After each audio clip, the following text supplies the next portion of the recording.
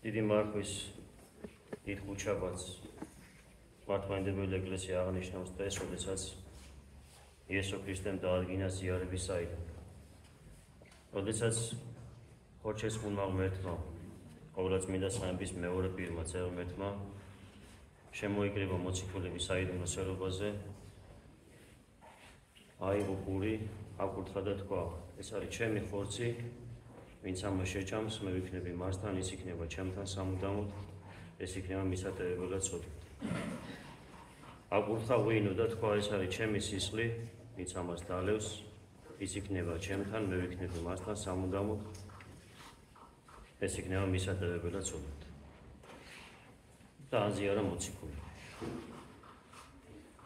იესო ქრისტემ შემდგომში ამის ხელმწიფება რას თვითონ გააკეთა, გადასცა მოციქულებს, მოციქულებიდან გადმოეცემა ეპისკოპოსებს და ეპისკოპოსებიდან უდლებს. ანუ როდესაც მართლმადიდებელი მღვდელი ასრულებს ევქარისტიის საიდუმლოს ტაძარში, იგივეს აკეთებს, რასაც პირველ საუკუნეში ქრისტემ გააკეთა. აკურთხებს პურს და ის გადაიქცევა ქრისტეს ხორცად, აკურთხებს ღვინოს და ის გადაიქცევა ქრისტეს სისხლად და ამას ეძიარება ყველა ის ადამიანი, ვინც მომზადებულია შესაბამისად. რა თქმა უნდა, გარეგნულად ზიარება ჩანს ისევ და ისე როგორც პური და ღვინო, მაგრამ სინამდვილეში ეს არის ქრისტე, განკაცებული ღმერთი.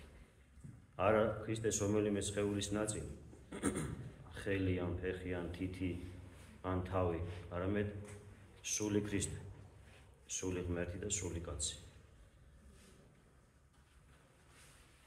გარეგნულად იმიტომ არის ეს დაფარული ჩვენი თვალებისათვის, რომ ადამიანმა სრულყოფილად რომ დაინახოს რას ეზიარება, ვერ გაუძლებს ამას.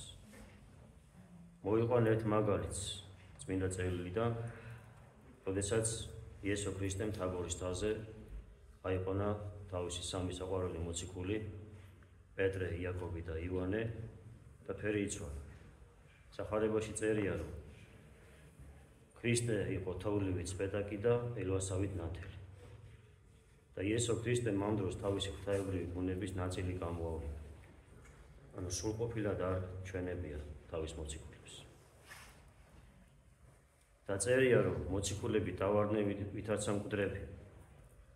ანუ ქრისტეს ღვთაებრივი ბუნების ნაწილის გამოვლინებასაც კი ვერ გაუძლეს მოციქულებმა და ისინი დაეცემ ვითარც ამკვდრები მიწას. ეს იგივე შეიძლება მოხდეს და უფრო უარესიც იმ შემთხვევაში, თუ ჩვენ სრულყოფილად დავინახავთ და დაგვანახებს ღმერთი სრულყოფილად თუ რა არის ზიარება. ამიტომაც არის დახარული ადამიანის თვალისთვის და ზიარებას ჩვენ ხედავთ როგორც პურს და ღვინოს. ვეზიარებით ღმერთს, რომელმაც შექმნა სამყარო. ვეზიარებით ღმერთს, რომელსაც არც დასაწყისი აქვს და არც დასასრული აქვს. ღმერთს, რომელიც არავის არ შეუქმნია და თვითონ არის ყოველივე შემოქმედი. ღმერთს, რომელისთვისაც არაფერი არ არის შეუძლებელი. ღმერთს, რომელიც ყოვლად უცოდველია, ყოვლად უმწიკლოა. გავიხსენებ ერთ ეპიზოდს წმინდა წერილიდან, როდესაც მოსე წინასწარმეტყველი ავიდა სინას მთაზე 10 მცნების ჩამოსატანად. მოსემ უშუალოდ ღმერთის კარნახით დაწერა 10 მცნები და როდესაც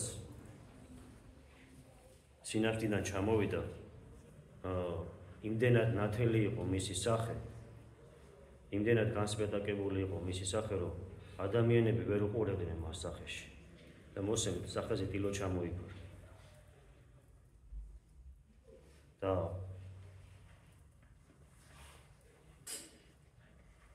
რამდენად მნიშვნელოვანია და რამდენად დიდია, რამდენად წმინდა ჩვენთვის ზიარება. ადამიანი, ქრისტიანი ადამიანი, რაც შეიძლება ხშირად უნდა ეზიარებოდეს ქრისტეს სისხლს და ხორცს.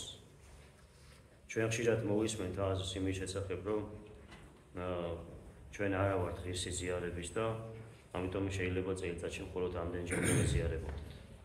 რაც რა თქმა უნდა არასწორია, იმიტომ რომ რა თქმა უნდა სწორია ის, რომ ჩვენ არა ვართ ღირსი ზიარების და ვერავინ ვერ გახდება ზიარების ღირსი.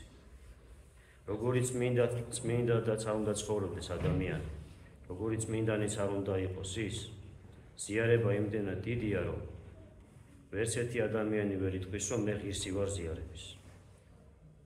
მაგრამ როდესაც ეკლესია გვასწავლის, რომ სახარებაში იესო ქრისტე გვარიგებს და გვიანდერძებს, რომ მიიღეთ და სჭამეთ, ეს არის ჩემი ხორცი და დალიეთ, ეს არის ჩემი სისხლი, ეს უნდა შესრულდეს. და რატო? რაც უფრო იშვიათად ეზიარება ადამიანი, რა თქმა უნდა უფრო უღრისად ეზიარება. და არა ის, რომ ჩვენ უღრისი ვართ ზიარების და მოდი იშვიათად ეზიაროთ. თუ უღრისი ხარ, მაშინ იშვიათი ზიარება უფრო უღრის გახდეს და უფრო არ უნდა ეზიარო. როდესაც ადამიანი ხშირად ეზიარება, აი თქვათ ეზიარა კვირა დღეს და ფიქრობს, რომ მომავალ კვირასაც უნდა ეზიაროს. თავის თავს აკონტროლებს, იცავს ყველანაირ წესებს, ცდილობს, რომ რაღაცა არ შეეშალოს ისეთი რამაც შეიძლება ზიარებისგან დააბრკოლოს. და ესე მთელი კვირის განმავლობაში თავი ხელში ყავს აყვანილი, რომ კვირა დღეს ისევ მივიდეს და ეზიაროს. თუ რაღაცა შეეშლება, მიდის მოძღვართან, აღსარებას ეუბნება. ესე კვირიდან კვირამდე ადამიანი უფრო მობილიზებულია, უფრო მეტად ნაკლებად ცოდავს, ვიდრე ადამიანი, რომელიც აღდგომას ეზიარა და წავიდა ერთი კვირა, გავიდა ორი კვირა, ერთი თვე, ორი თვე, სამი თვე, მოვიდა მარიამობის მარხვა და მივიდა და აღსარებას ამბობს და აღარ ახსოვს რა უნდა თქვას აღსარებაში. და ფაქტიურად ესე ადამიანი სულს ვერ განიკურნავს. ვერ განიწმინდავს თავის სულს, იმიტომ რომ ზიარება გვაძლევს ჩვენ ძალებს, რომ დავინახოთ ჩვენი სულიერი სამყარო. დავინახოთ ვინ ვართ რეალობაში. დავინახოთ ჩვენი ცოდვითი მედრეკილებები. დავინახოთ ჩვენი ვნებები. თუ ადამიანი არ ეზიარება და თუ ადამიანში ეს ნათელი არ შემოდის, რა თქმა უნდა ამას ვერასოდეს ვერ დაინახავს და ვერასოდეს ვერ განიკურნავს თავის თავს. და ჩვენი მიზანი არის ღმერთთან უშუალო ზიარებაში ვიყო შეიძლება ხშირად. თუ ადამიანი ამ სოფელში არ გახდება ღირსი და არ იზრუნებს იმაზე, რომ ღმერთთან ზიარებაში იყოს, ამ სოფლიდან გასვლის შემდეგ, რა თქმა უნდა, ის ვერასოდეს ვერ გახდება ზიარების ღირსი ღმერთთან რომ იყოს. და რა თქმა უნდა, ხშირ ზიარებასაც ძალიან მორთხილება ჭირდება, ძალიან მოკრძალება ჭირდება და რას გვასწავლის ეკლესია, როდესაც წელი გამოდის ამბიონზე ბარძიმით ხელში, შიშითა, ღვთისათა, სარწმუნოებით და სიყვარულით მომდით. რა თქმა უნდა გვეშინოს. რა თქმა უნდა გვწამდეს, რას ვეზიარებთ, რომ ვეზიარებით განკაცებულ ღმერთს, რომ ღმერთი შემოდის ჩვენში. და რა თქმა უნდა გვეშინოს. და სიყვარული უნდა გვქონდეს. შიში, წმენა და სიყვარული. და ესე თავდაპირველად უნდა მივიდეს ყველა ადამიანი ზიარებაზე და დიდი მოკრძალება უნდა გქონდეს ამ დროს. თუ ეს მოკრძალება არ აქვს, თუ წმენა არ აქვს, თუ სიყვარული არ აქვს, თუ შიში არ აქვს, ადამიანი რა თქმა უნდა დაიშება ამ შემთხვევაში. თუ სინანული არ აქვს იმისათვის, რაც უდები ჩაიდინა. თუ არ ცდილობს და არ აქვს მიზნად ასახული ის, რომ გამოიცოროს საკუთარი თავი.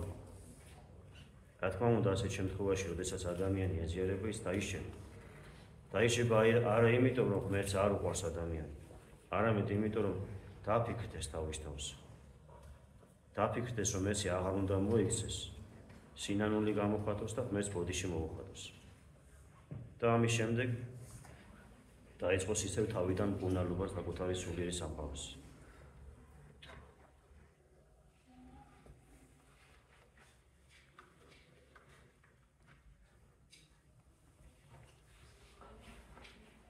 რამდენად დიდია წყალობა ღმერთისა ჩვენზე, რომ საკუთარ ხორცს ის გვაჭმევს იესო ქრისტე და რამდენად დიდია ეს პასუხისმგებლობა ადამიანი კიდევ ერთხელ ვიმეორებ რაც უფრო მეტად ლოცულობს რაც უფრო მეტს ასრულებს იმ წესებსაც რა თქმა უნდა ეკლესიის მიერ არის დაწესებული და რაც უფრო ხშირად ეზიარება ამ პასუხისმგებლობას და ამ წყალობას რა თქმა უნდა უფრო მეტად ხედავს და ზიარების შემდეგ რა თქმა უნდა ჩვენ გვევალება და ვალდებულები ვართ რომ გამოხატოთ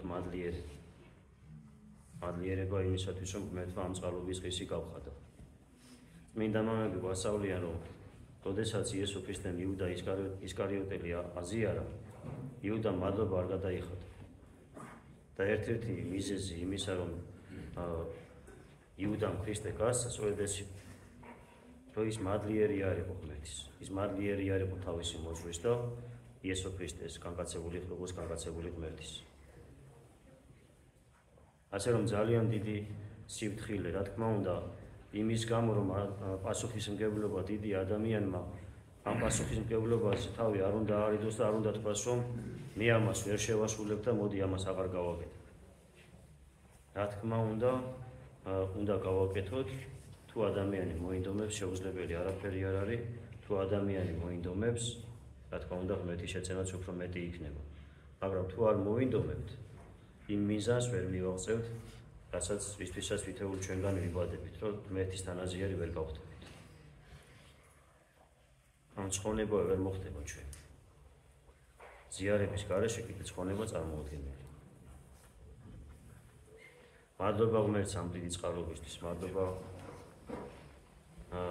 ჩვენ ეკლესიას რომ ამის ღირსი ვართ და მადლობა ღმერთს დღევანდელი დღისთვის რომ კიდევ ერთხელ ღირსი ხდებით იმისა რომ ქრისტეს სისხლი და ხორცი ვჭამთ და ღმერთმა შეგვეძლებინოს რომ ყოველთვის ჩვენი ზიარება იყოს საკუნებელი სულის და ხორცის და ხორცალიდებელი უფლის. ერთმანეთს აღმოცვება გაქვთ.